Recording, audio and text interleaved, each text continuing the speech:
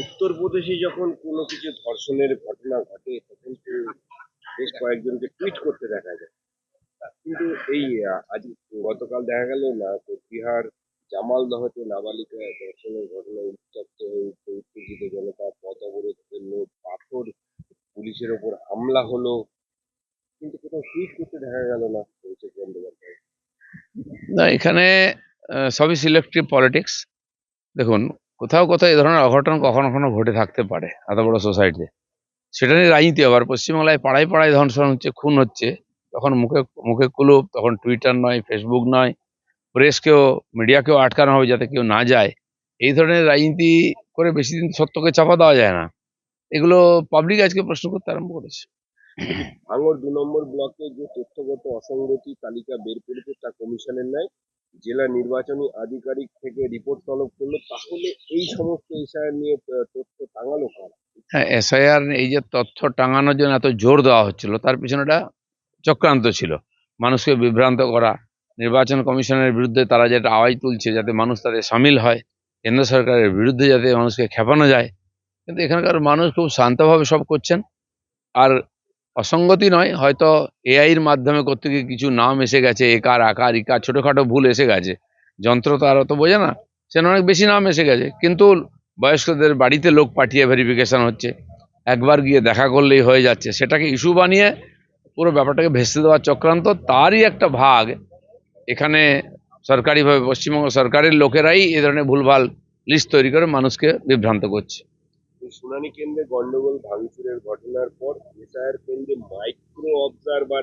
নবনিযুক্ত মাইক্রো অবজারভারকে মারধরের ঘটনা উঠল কুমারগঞ্জ। না, সব করেও শেষ পর্যন্ত শেষ রক্ষা হতে পারছে না। এসআইআর এগোচ্ছে, নতুন নতুন রাস্তা তৈরি করছে ইলেকশন কমিশন যাতে সুষ্ঠুভাবে হয়। তো এখনো মমতা ব্যানার্জির লোকেরা চেষ্টা করছেন এটাকে ভেস্তে দেওয়ার। দলীয় নেতা কর্মীদের উদ্দেশ্যে অভিষেকের নির্দেশ যে 1,68,00,000 মধ্যে কোনোভাবেই যেন 1,36,00,000 বেশি নাম বাদ না যায় দেখতে হবে, এবং 1,36,00,000 কি তাহলে শাসক দলের কাছে কোনো তার মানে জায়গাটি? উনি জানেন যে 1,36,00,000 ভুয়ো ভোটার আছে, আর সেটা বাদ গেলে ওদের ইলেকশন শেষ হয়ে যাবে। আর সেই জন্য এই সমস্ত মার কাট থেকে ঝুট ঝামেলা করে জিনিসটাকে আটকাবার চেষ্টা করছেন। কিন্তু আমার মনে হয় যে ইলেকশন কমিশন যেটা করছে সুষ্ঠুভাবে করে, এটা ঠিক যে যে যোগ্য তার নাম বাদ না যায় সে চেষ্টা হচ্ছে।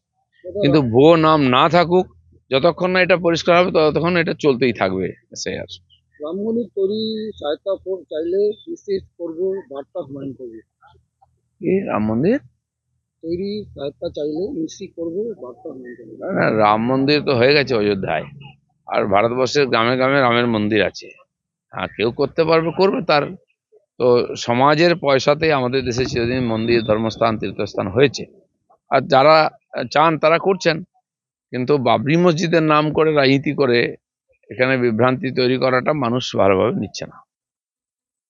বুঝি গতকাল দেখা গেল আনএডেড মাদ্রাসা আনএডেড চাকরি প্রার্থীরা 39 দিন বিক্ষোভে বসে রয়েছেন। তারা বিক্ষোভ দেখাচ্ছেন, তাদেরকে অ্যাডেড করবার জন্য একাধিকবার প্রতিশ্রুতি দিয়েছিলেন মুখ্যমন্ত্রী মমতা বন্দ্যোপাধ্যায়। 2021-এও প্রতিশ্রুতি দিয়েছেন, সেই মোতাবেক কোনো তারা চাকরি পাননি। তারা যেটুকু ভাতা পান 5,000 টাকার সংসার চলে না। 39 দিন বসে রয়েছে এবং কাফান আন্দোলনের আজকে 12তম দিন।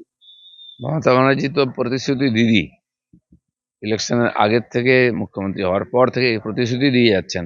এখনো প্রায় শিক্ষা বিভাগ এবং অন্যান্য ডিপার্টমেন্টে 3.5 লাখ পোস্ট খালি আছে। তার জন্য প্রশাসন যা ওই ল্যাংড়ে ল্যাংড়ে চলছে। তো নতুন রিক্রুটমেন্ট হচ্ছে না, সেই পয়সাটা অন্য কাজে, পার্টির কাজে লাগছে। আর ধীরে ধীরে সরকারি স্কুল উঠে যাচ্ছে, সরকারি ডিপার্টমেন্ট থেকে কোনো রকম আর পরিষেবা পাওয়া যাচ্ছে না। আর বাকি লোকেরা বাধ্য হচ্ছে বারবার ধর্ণা দিতে, আদালতে যেতে। এটা একটা নির্বাচিত সরকার কতদিন এভাবে চালাতে পারে? কিন্তু সেভাবে চলো চলো, খালি বিজেপির ভয় দেখাচ্ছে তাদেরকে, বিজেপির ভয় দেখানো। বিজেপির ভয় দেখিয়ে আর বেশি কিছু লাভ হবে না। বিজেপির ভয় দেখা দিতে পুরো দেশে বিজেপি দখল করে নিল। 19-20টা রাজ্যে আছে, কেন্দ্রে আছে, এবার পশ্চিমবাংলার সুযোগ আসছে।